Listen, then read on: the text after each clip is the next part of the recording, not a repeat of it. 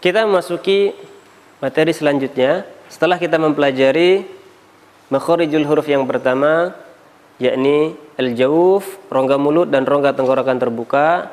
Kemudian yang kedua, al-halqu. Al-halqu terbagi menjadi tiga, yakni pangkal tenggorokan, kemudian tengah tenggorokan dan ujung tenggorokan. Kita review kembali. Al-jawf, huruf-hurufnya yakni alif sebelumnya fathah, ya mad sebelumnya kasrah, kemudian waw mad sebelumnya dhammah. Kemudian al-halqu, tenggorokan, pangkal tenggorokan, hurufnya yakni a hamzah,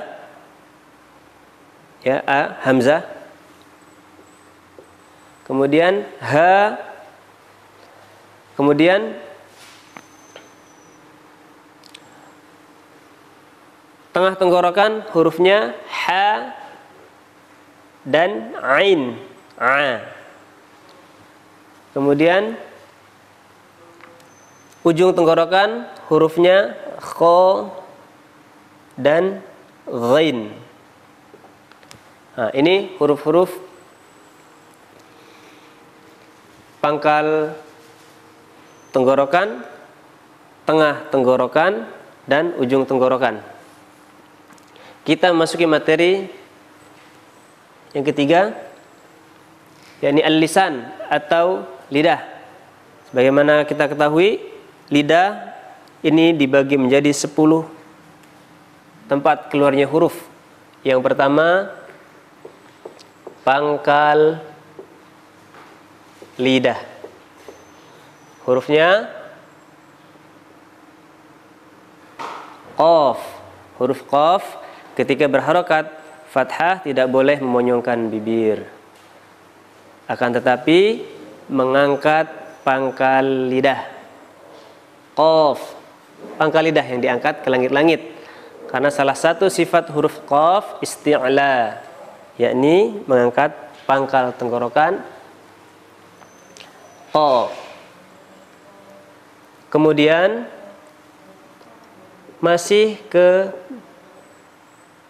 pangkal lidah, makhraj yang kedua, pangkal lidah sedikit ke depan, yakni huruf kaf.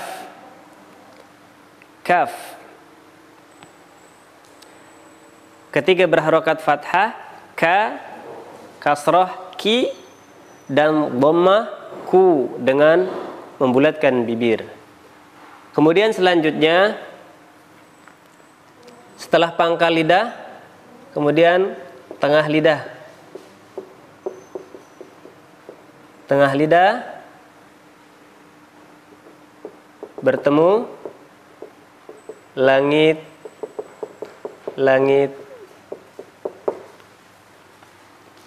Hurufnya ada 3, yakni jim, kemudian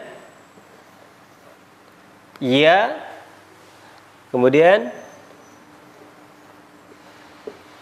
shin. Huruf yang pertama kita bahas huruf jim. Jim ketika berharokat fathah kita baca ja, kasrah kita baca ji, dhammah kita baca ju dengan membulatkan bibir.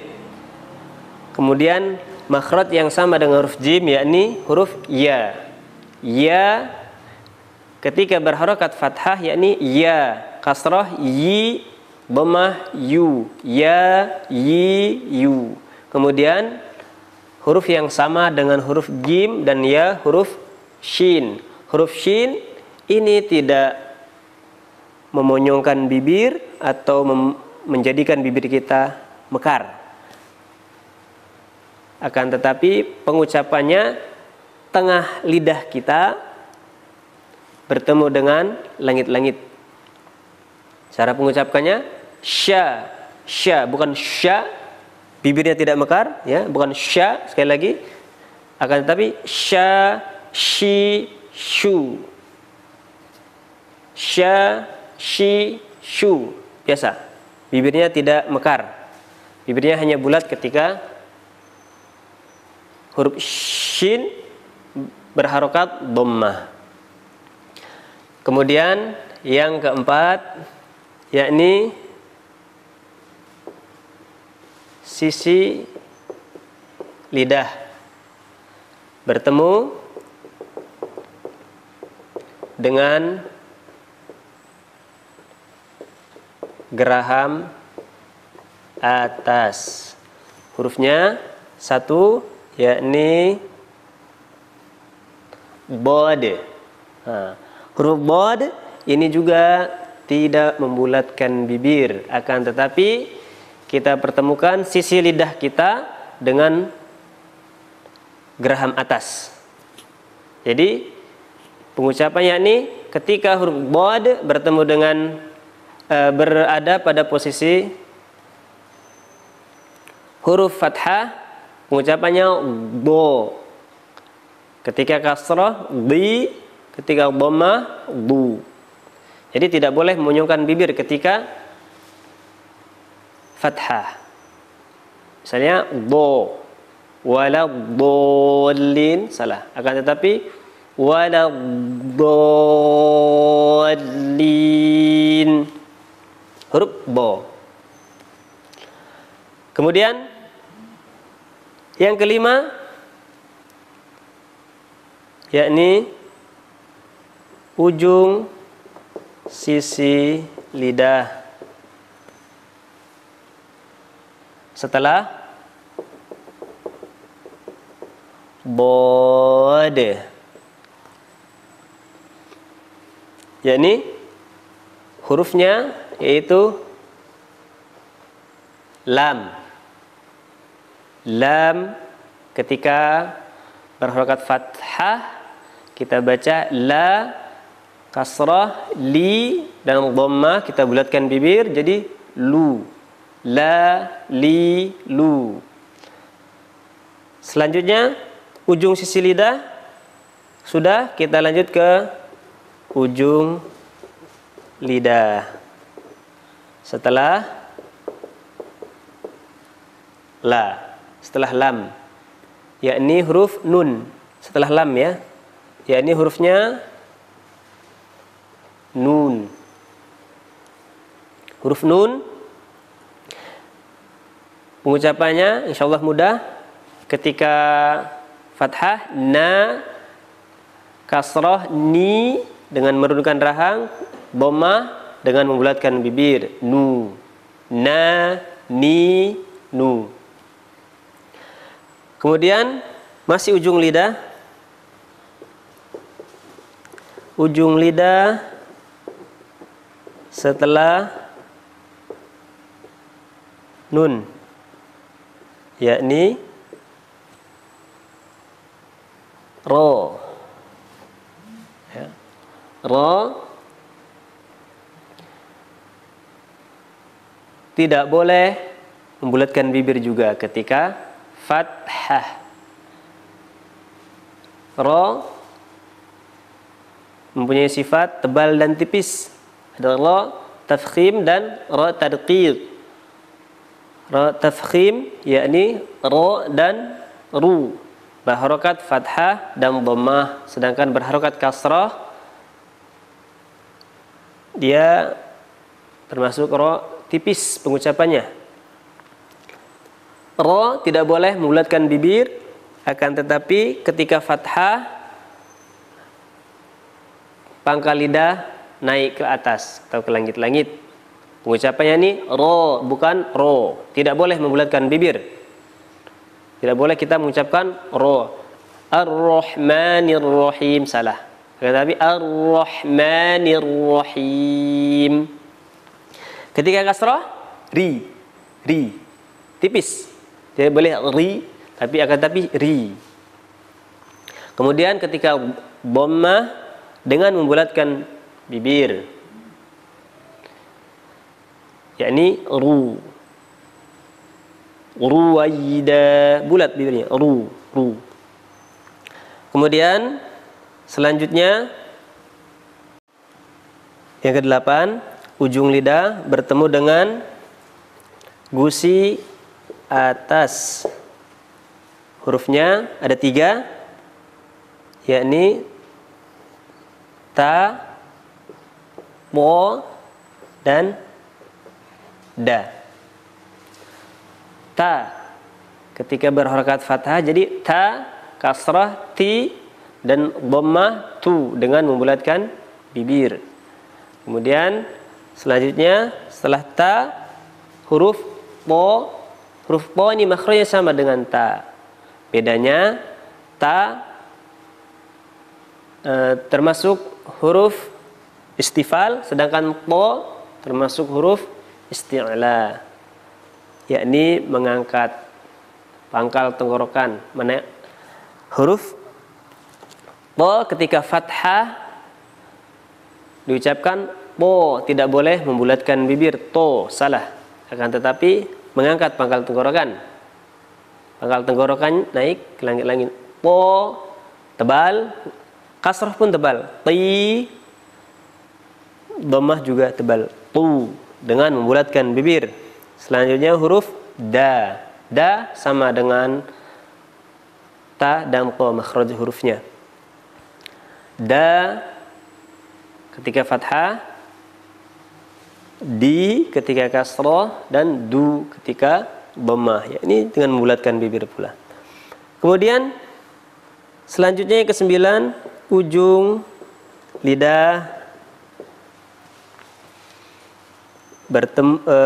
ujung lidah di antara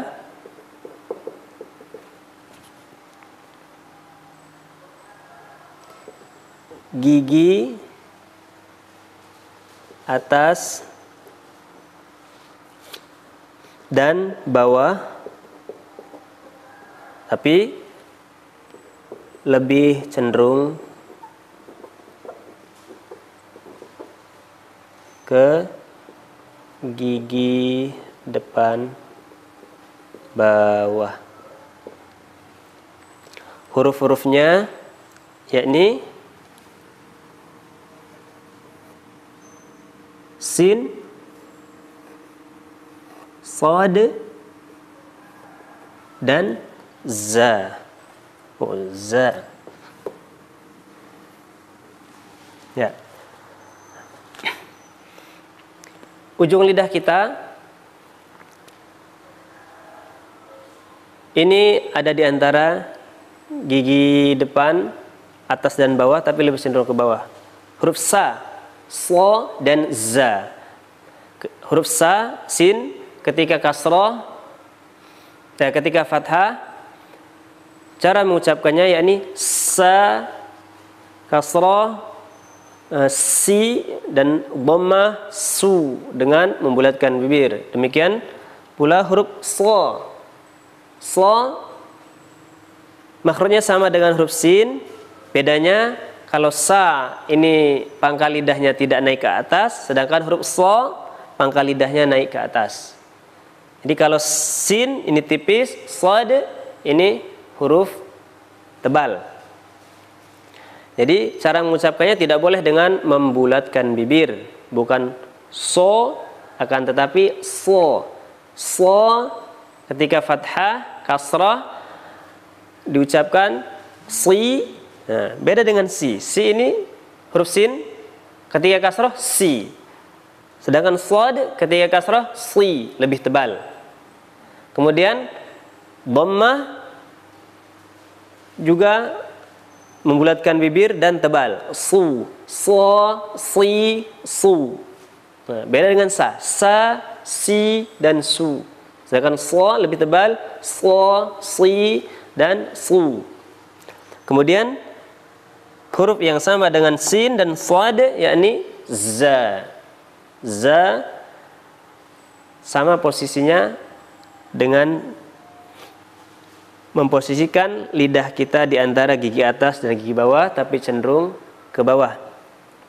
Za ketika fathah, zi ketika kasroh, dan zu ketika dhammah dengan membulatkan bibir.